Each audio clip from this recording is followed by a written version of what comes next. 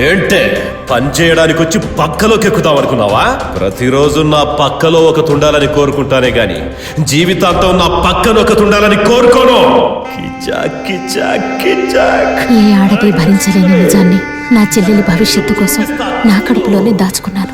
నేనెక్కడ ఆ బాధ్యతల నుంచి తప్పించుకుని పారిపోతానోనన్న భయంతో మా మామగారు మరో తప్పు చేశారు. ఆస్తిని నా పేరున రాసి ఆ రోజు రవివర్మ ప్రతాప్ వర్మ ఆస్తి దానికి అస్థికలు నాకు ఇద్దామనుకుంటున్నావా? ఉన్నామ నరకం నుంచి తప్పించే కొడుకుని కాదు, బతికుండగానే నరకం చూపించే కొడుకుని. తల కొరివి కాదు, తల తీసేస్తా ప్రతాప్ వర్మ.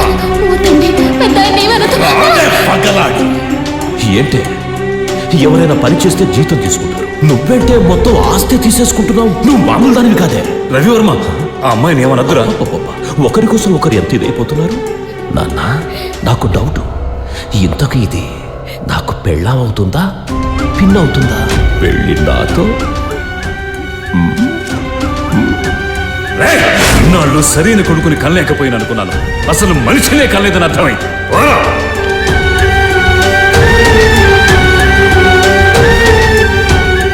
గెలుపు ఓటమి ఆడదాని లాంటివి.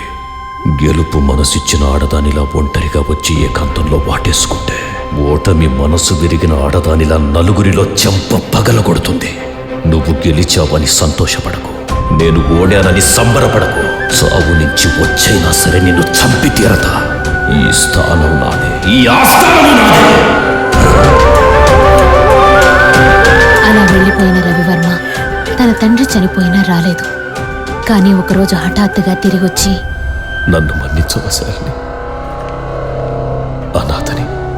నువ్వు కూడా నన్ను క్షమించకపోతే ఒక మనిషిలా కాదు, మృగంలా మిగిలిపోతాను. ప్లీజ్. నాలోని ఆడ మనసు అతని మీద జాలి పడింది. అతను చూపిస్తున్న ప్రేమకి లొంగిపోయేలా చేసింది. అతను తిరిగొచ్చింది అతని ఆస్తి కోసమేమోనన్న సందేహం ఉన్నా, అతని ఆస్తి అతనికి తిరిగిచ్చేయడానికి నేనేమాత్రం ఆలోచించలేదు. కానీ అతను తిరిగొచ్చింది అతని ఆస్తి కోసం కాదు, మరొక వ్యక్తి కోసం అన్న నిజం తెలిసేలోపు జరగాల్సిన ఘోరం జరిగిపోయింది.